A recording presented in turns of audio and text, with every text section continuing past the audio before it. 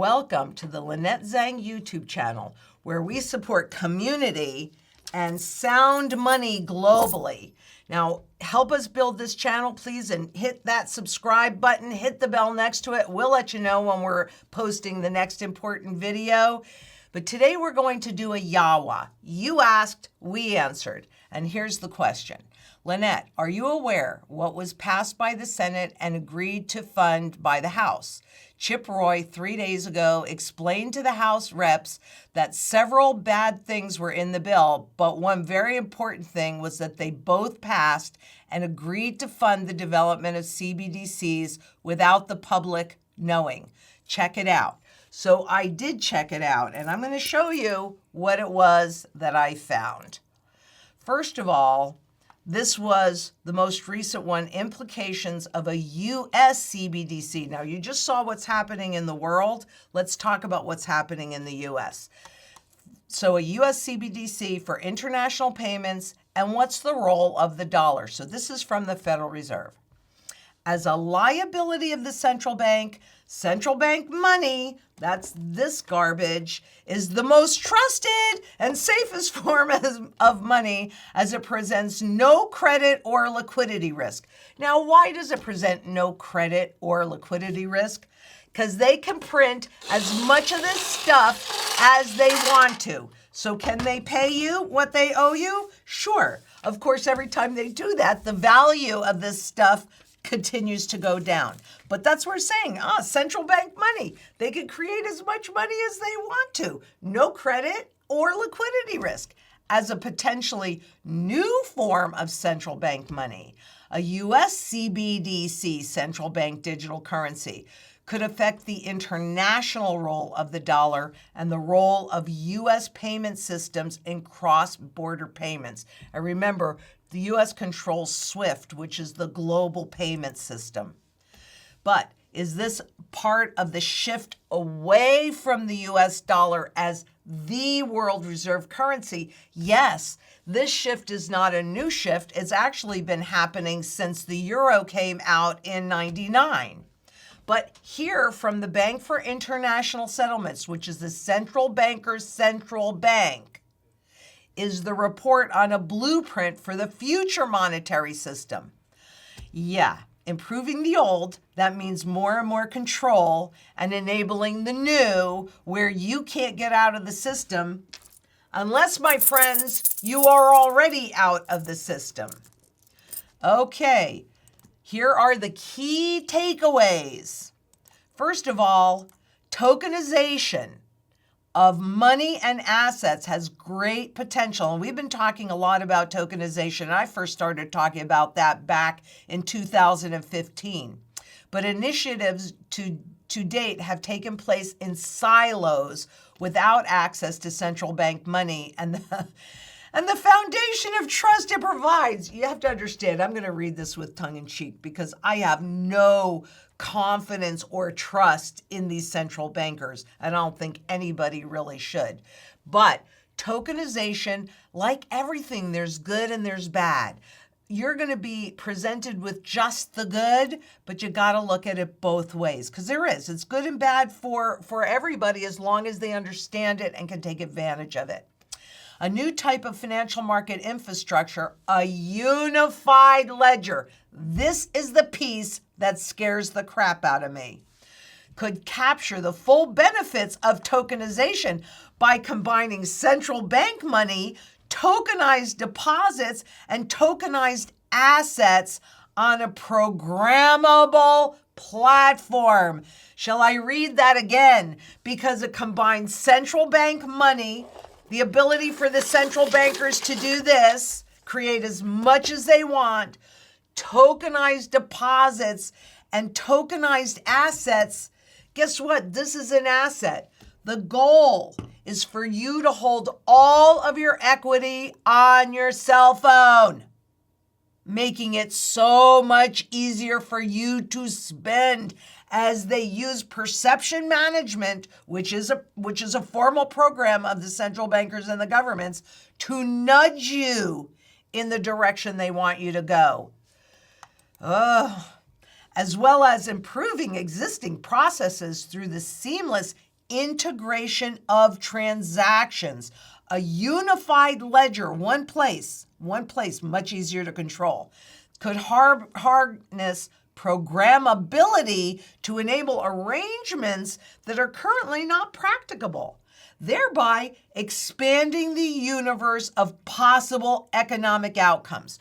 So while they've been talking about deglobalization, and we've had this conversation before, where they've been talking about supply chain deglobalization, because obviously we saw what happened during the pandemic, they have been moving consistently forward while we're watching this over here and believing the deglobalization over here.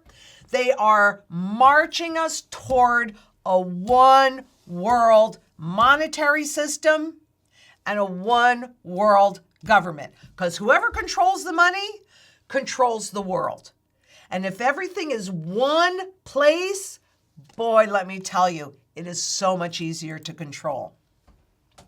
Multiple ledgers, each with a specific use case, might coexist, interlinked by application programming interfaces to ensure interoperability, as well as promote financial inclusion and this is such garbage, level playing field. There is no level playing field. So let's look at this. In other words, if they can't do it easily and seamlessly in one unified ledger, they have a plan for bridging different ledgers, multiple ledgers, into one interlinked application and still getting the same kind of result as if it were one ledger. That is one button to push, all in the hands of the central bankers. How good does that make you feel? Because I got to tell you, that doesn't make me feel good at all. So this is the basic overall plan. And you remember, I have links to all of this research. You do your own due diligence. Don't take my word for anything. Read these reports. And then if you have questions, ask me, because I love to answer questions. Okay, so where does the U.S. fit? Let's take a look. Because I'm just going to be perfectly honest with you. I thought that the U.S. was moving forward pretty quickly. This kind of paints a different picture. So let me show you. Okay, this is a bird's eye view of the Bank for International Settlements, the BIZ Innovation Hubs, and their project on CBDCs and tokenizations. Okay, so there's the BIZ Center, Switzerland, and what I really want to point out is where's the dollar in all of this? It doesn't really matter what these titles are. Where is the US dollar? I don't see it. I don't see that the U.S. is participating anywhere. I see Switzerland, I see Hong Kong, I see Singapore, I see lots of others, but I don't see the U.S. Where is the Fed in helping craft what we're looking at here, the future of money? And what are the relevant currencies in this experiment? They're the Chinese yuan, the euro, Hong Kong dollar, Australian dollar, but lots of other currencies, no US dollar. This was really eye-opening to me, and it was actually pretty shocking to me.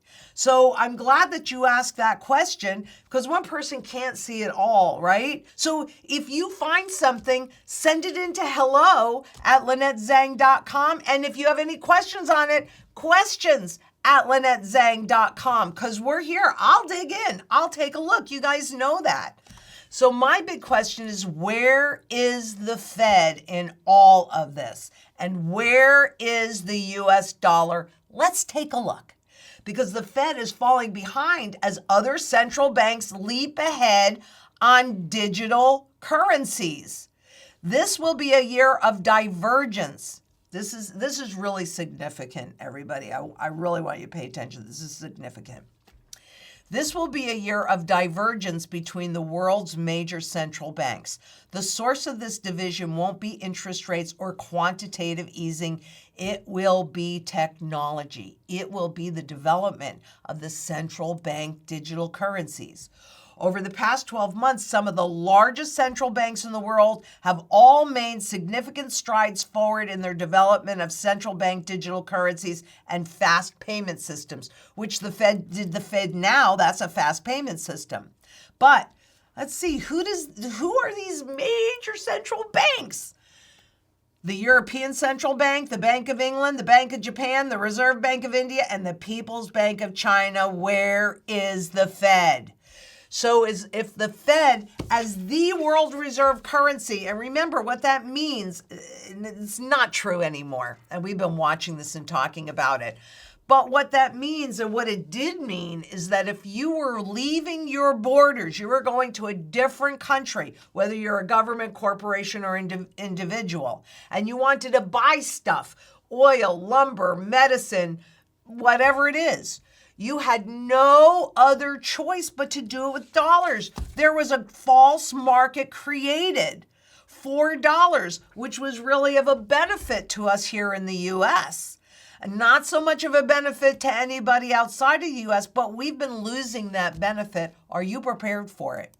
Because we're going to be talking more about this. But there are new alternative financial plumbing systems, including China's own version, expanding all over the world. Think of these systems like pipes being built. Now, right now, I want to point out to you, because this is a big potential problem, which they've been getting into place to solve for themselves, not for you, puts you in jeopardy. But right now, the money market funds that people think of as savings accounts are the plumbing to the global financial system. So they are replacing the plumbing. When do things get too expensive? When enough risk has been transferred from the few to the many. Then it gets too expensive to print all of this money and bail entities out, meaning you and me, not the bigger ones. But the pipes take a long time to construct. But once that water is turned on, change happens very quickly. Do you get that? Change happens very quickly. The apparent belief of some inside the Fed and on Capitol Hill is that the dollar does not need to innovate. That is a miscalculation. I could not agree with them more, because we are being left in the dust. And I thought that not only were we keeping up, but that we would remain ahead. And that is not what's happening. That is not what's happening. So if these cross-border systems are built without the United States and the dollar, the way the dollar is used in trade, reserves, and especially sanctions enforcement could shift significantly. Can you see the power shift away from the U.S.? And who else was in there? Oh, China, right? We're going to the East. This is significant. So what are the conclusions from the Federal Reserve report? Let's go back to that, okay? Although a CBDC is unlikely to harm the international role of the dollar or worsen cross-border payments, that's garbage. Because after all, we're king dollar. Yes, it has no purchasing power value, but we're king dollar. Yeah, I don't think so. Although a CBDC is unlikely to harm the international role of the dollar or worsen cross-border payments, the improvements that could come from a CBDC would also be realized by improvements to non-CBDC payment systems that are already underway. So what are they really saying here? Yeah, we're king dollar. Nobody can take us down. How flippin' arrogant is that? What does that do for you and me? It puts us in jeopardy. We've enjoyed this for a very long time, but no currency remains the world reserve currency forever. And what we are seeing is a move to consolidate one ledger, one currency. Now, I still think, because how do they make these transitions? They make them as invisible as possible, right? So it makes so much sense for the SDR, the IMF's currency that is a basket of currencies without limits. I mean, at the moment, it's got 5 currencies in it, but they can expand it to include every single currency in the world. So you have one ledger, one global currency, and then you have local currencies. So we'll still have the dollar here, but that's a name only. What are you going to have to convert? Well, actually, what are you going to have to convert into the new currency? What? You want to have sound money. It's critical, absolutely critical. We argue that the international role of the dollar as a unit of account and especially as a store of value, oh my God, look at the purchasing power, is unlikely to be affected by the introduction of a CBDC. Such wrong thinking. The key basis for this conclusion is that the issuance of a CBDC would not directly affect either the ample supply and liquid market for treasuries, and we've been talking about and watching that loss of liquidity and the loss of the global buyers. We've been watching this since 2015. So they're not even looking at their own flipping data. They're just drawing conclusions and feeling very superior and arrogant. And that means danger, danger, danger. There is some potential for the erosion of the dollar's role as a medium of exchange if a US CBDC is not issued or has unattractive design features. I mean, I can't make this stuff up. This is out of their mouths. Nothing to see here. The US dollar is king. But quite honestly, in 2001, the US dollar accounted for more than 70% of global reserves, and the shift had already begun in 99. By 2023, the US dollar share had fallen to 59%. Yeah, there is some potential for the erosion of the US dollar's role as a medium of exchange. Yeah, well, guess what? It's already happening. Do they not look at their own data? No. They have rose-colored glasses and they see what they want to see, or they see it, but it plays into the real plan. And that is a one world government, a one world bank that is controlled by unelected technocrats, central bankers. And they've done such a great job. And as they say, they can have their finger on the economic button 24/7. They can modify what's going on and control you. So the key basis for this conclusion is that the issuance of a CBDC would not directly affect either the ample supply and liquid market for U.S. Treasuries. Oh, there you go, people. There you go.